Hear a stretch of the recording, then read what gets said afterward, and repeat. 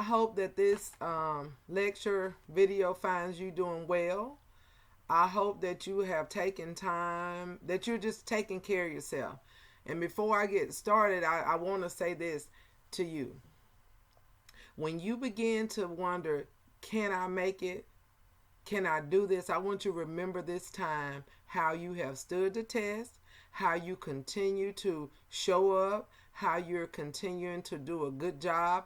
I'm so excited and so proud of all the work that you're doing. You know what? You have taken this obstacle and made it a stepping stone into your next place where you're going to be. And so that is totally incredible. So, give yourself a handshake. I'm going to get a hand clap. I'm doing that for you. And I'm always happy for you. And I just want you to know, remember this. Yes, these are some very tough times. It's challenging not seeing your classmates. It's challenging not being in the presence of your instructor so that we can answer your questions face to face. But know and believe that we're pushing you, we're proud of you, and you're doing a great job.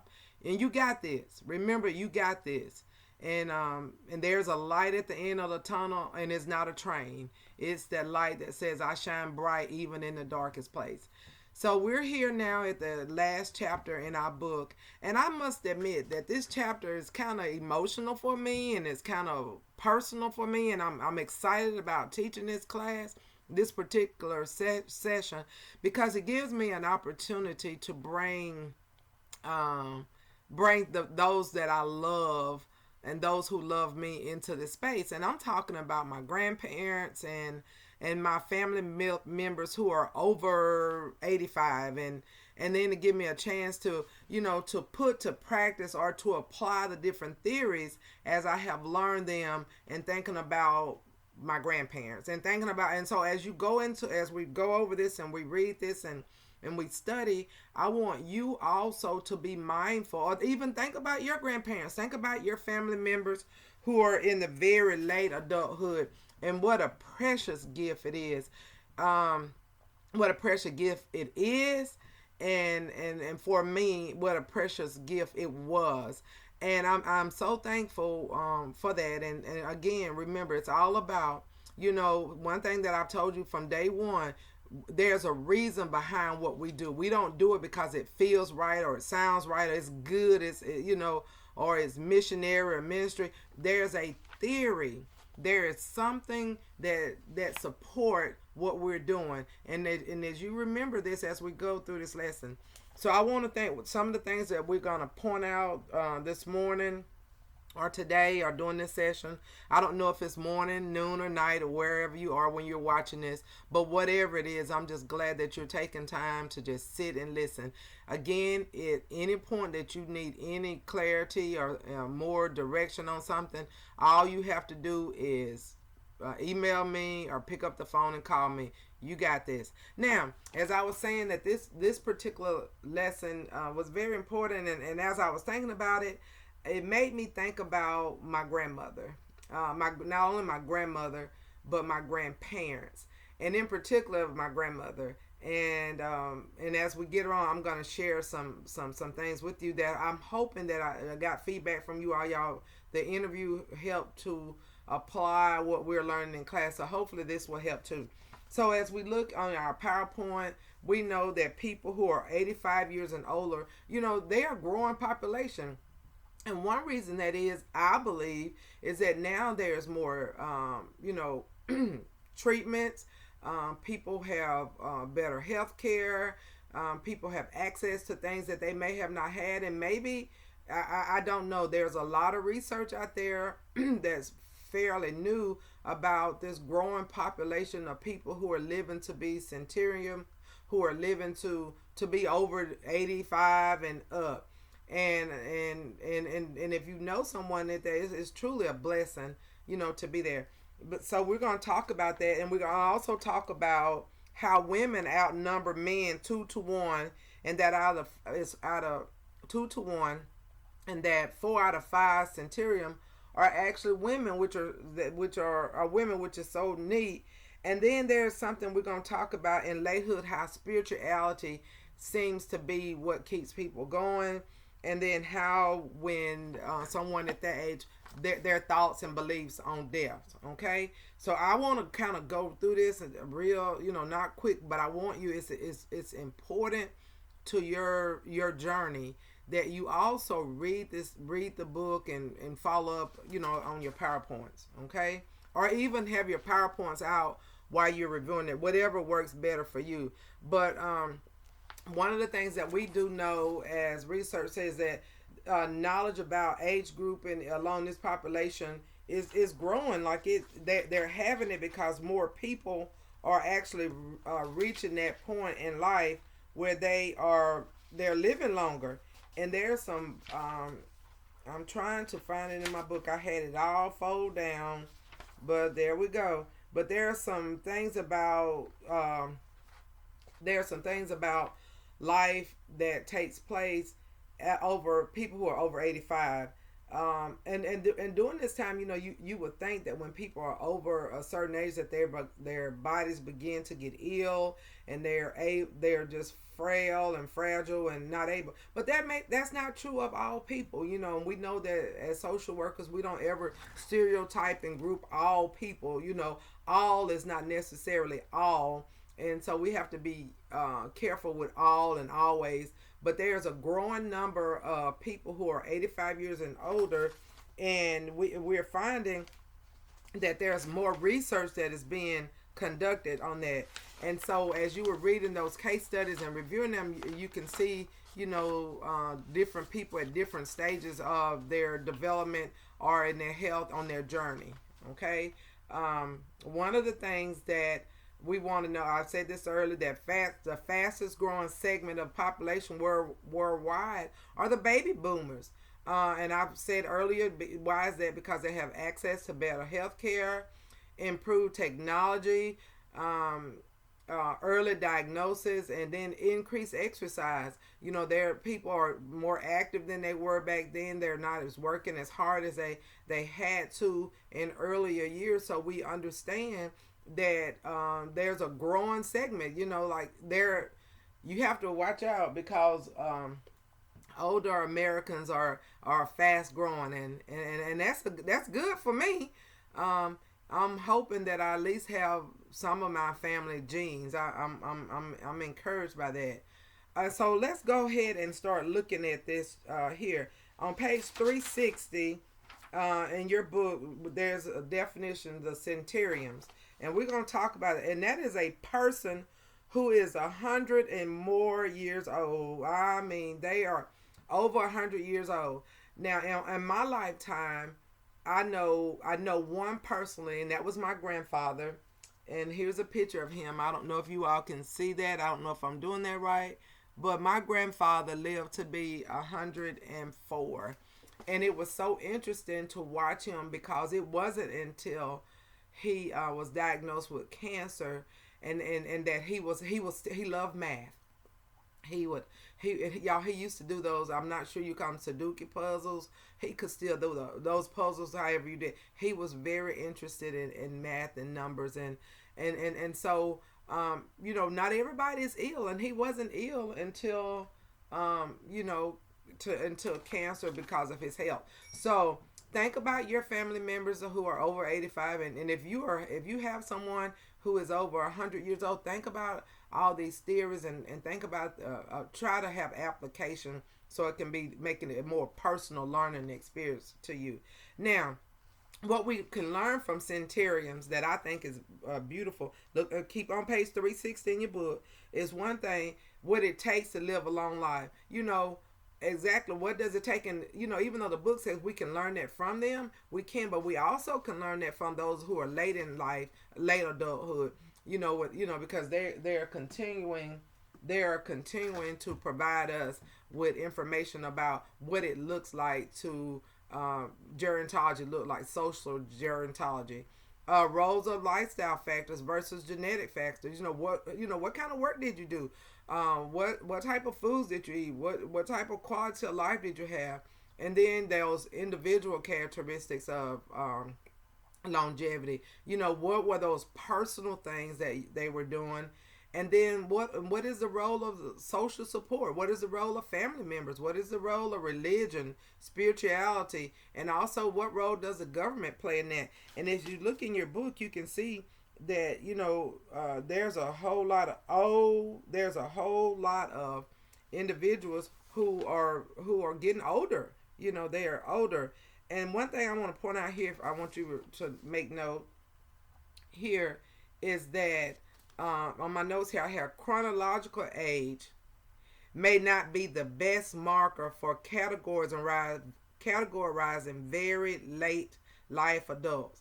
This is important. I'm going to read this again to you. Chronological age may not be the best marker for categorizing very late life adulthood, because if we do something, if we categorize somebody based on the age, the number age, then that's not fair, for one thing, because we don't categorize people.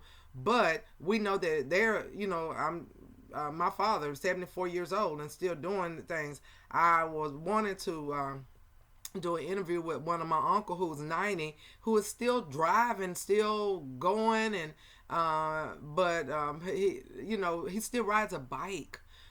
He still does things that he wants to do. So you can't categorize somebody because of the chronological age, and we got to remember that, because there may be some young people who have some may not be as active as someone who is chronological. So there's a great variation in health at the age, and for some people older than 85, ill health is not an issue. So some people grow older without having a lot of health issues, especially if all those factors that were in place that helps them to have a long life. And then I want you to think about example. Look at the story. Frank Lloyd Wright designed the museum at age 90. And look in your book here and just kind of make sure that you're reading about. Look at Frank Lloyd, who designed the museum at age 90. Dr. Michael DeBakery obtained a patent for a surgical innovation when he was 90 years old.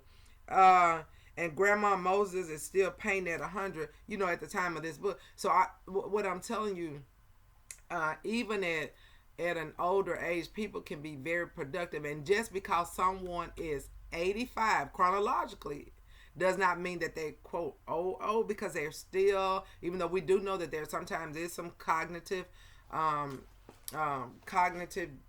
functions that may be delayed or something happens, but typically sometimes people can live older without having any health issues. That's very important, as we go forward in this chapter. Now, loss of health might be a better criteria for categorizing. Instead of the age, maybe the loss of health due to health reason may be what we need to look at, is how we categorize somebody as being old or older, or not age, but those factors such as their health. Knowledge and research about this age group is growing. So as people continue to live to be older, there's more opportunities to do research on that. I have a friend, her grandmother, I think, yeah, it's her grandmother. She died maybe this year, and she lived to be 108 years old. Was she frail? Yes, because of just the regular part of aging. But other than she just died at 108. And I'm going to just share something. Every year, all she wanted for her birthday was birthday cards. People from all over the world and places would send her. That was just so amazing to her. So, we have to look at all of that when we're talking about aging and how we look at that. So now let's move on into the very late adulthood and historical and cultural perspective. One of the things here, it says 85-year-old population is the fastest growing segment of the population around the world. You need to remember that. And like other age group, it is increasingly more diverse. That's important to know, because people are living longer. People are having access to more family support, like we said earlier, technology, health, and the food, and just life. And then there may be some who will say, back then things were better. I'm not sure. It just depends on who you're asking. But we know that there's continued research that's been done on that. Here it has. I think it's important that that I point this out to you. 85-year-old, no, age group is projected to grow. Listen to this. The 85-year age group is projected to grow from 6.1 million in 2015 to more than 19 million by 2050 in the United States. Y'all, that's incredible. I don't even know if I will be here or be a part of that. I'm not sure. But just think about 19 by the time 2050, there'll be over 19 million adults who are over 85 years old. And that says a lot. Some of the points that I want to point out about this particular area on very late adulthood, I want you to look on page 361 in your book, and these are some things I just want you to keep in mind, and I'm gonna read them, and you can take notes or slow it down, or however it will help you to put this in your toolbox to use. Baby boom generation, improved health, have increased exercise, less consumption of alcohol, and improved health care and medical technology explain the population of growth for baby boomers. Now those are excuse me. You know, so you have to think about that, baby boomers. In the United States, women outnumber men 2 to 1, and 4 out of 5 centurions are women. I've said that earlier. Awareness of historical worlds in which very late life, adult life journey has taken place. So there's a more awareness of that. And just kind of know that, what does it take to live alone? You know, how much do they diet? Do they exercise? You know, what does good genes play into it? As you recall my father's interview, you know, one of the things he was hoping that he has good genes. His older brother, who is, I think, is 78. He's still going. He's still doing his own thing. Matter of fact, this is interesting. I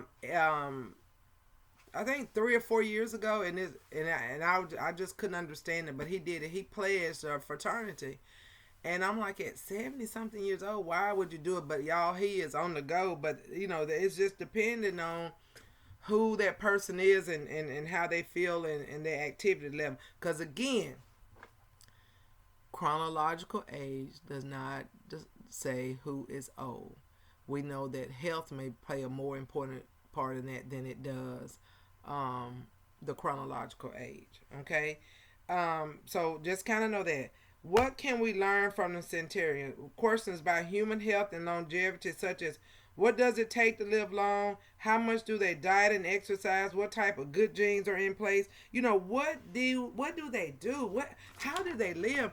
How did they survive? And as social workers, we know, if we think about the person and environment, we know that they didn't do it alone. You know, there's some type of systems that were in place that helped them to get there.